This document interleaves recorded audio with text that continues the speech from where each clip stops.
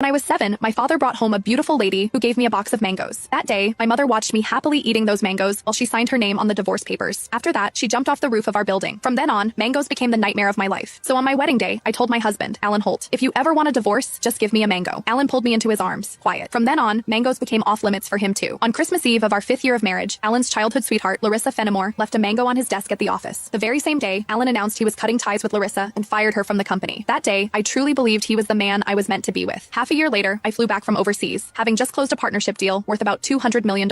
At the celebration dinner, Alan handed me a drink. After I had finished half the glass, his so-called childhood sweetheart, the woman who had been kicked out of the company, stood behind me with a big grin and asked, "Does the mango juice taste good?" I stared at Alan in disbelief, and he was trying hard not to laugh. "Don't be mad. Larissa insisted I played a little joke on you. I didn't actually give you a mango. I just gave you a bottle of mango juice. But I think she's right. The fact that you don't eat mangoes is a real problem. You were really enjoying that juice just now." My face went cold. I lifted my hand and threw the rest of the mango juice in his face, then turned around and walked away. Some things are never a joke. I wouldn't kid around with mangoes or divorce. Ms. Mendez, your stomach condition flared up again because of stress and emotional triggers. If there's something you really don't like to eat, you mustn't force it down again. The next time might not just be a stomach ache. We might have to remove part of your stomach. Stay in the hospital for observation for 1 day and contact your family as soon as you can. When I heard the doctor say that, I went completely quiet. For the sake of a new project, I had been overseas for 39 straight days, working day and night, and I finally made it back in one piece. I never expected that at the celebration dinner, 1 glass of mango juice from Alan would land me right in a hospital bed. Out of habit, I tapped open my pinned chat on WhatsApp, typed 2 words, and then realized something felt off. Looking closely, I confirmed that it was Alan Holt. He had just changed his profile picture. Now, it was a green mango. While I was staring blankly at the chat window, Alan's call came through. He sounded cold. "I'm already home. Where are you?" I said nothing. Any other time, I would soften my voice and act like a spoiled little girl with him. But tonight, I honestly didn't know what to say. Alan sounded annoyed. "Myra, how long are you planning to keep this up?" "I'm at the hospital." Alan went quiet. He had never shown much interest in my health. He would never have guessed that 1 glass of mango juice from him would send me straight to the emergency room. "Stay put at the hospital. I'm coming over right now." I didn't want to deal with him, but my body was so weak that I didn't feel like moving at all. Time dragged by. The doctor came in to check on me 3 different times, and Alan still didn't show up. Right before I went to sleep, I glanced at my phone one last time and saw Larissa Fenimore's new post on her social feed. Every time I get hurt, my knight in shining armor shows up. I'm so lucky. The picture under it was a shot of Alan putting a bandage on her. Larissa's profile picture was a yellow mango. It was pretty, but it made me sick. Alan and I had known each other for 10 years, and he had always known exactly where my bottom line was. After so many years in business, he also knew perfectly well how to keep a proper distance from other women. But now, he kept crossing that line again and again. In that case, our marriage and the newest project I had negotiated no longer needed to exist. I had closed a $200 million deal in West Arkin that could have changed the company's future, but at that moment, it didn't matter anymore. When I woke up the next morning, Alan hadn't sent a single message or made a single call. I wasn't even angry. After the follow-up check confirmed I was fine, I went straight home to a 5,300 square foot luxury villa that Alan and I had bought the previous year. 7 years ago, when we graduated, we squeezed into a basement room and shared 1 cup of instant noodles. 5 years ago, when we registered our marriage, we ate at a street food stall and went home with a tiny 4-inch cake. Now, I was alone in a huge empty house, nursing my wounds by myself.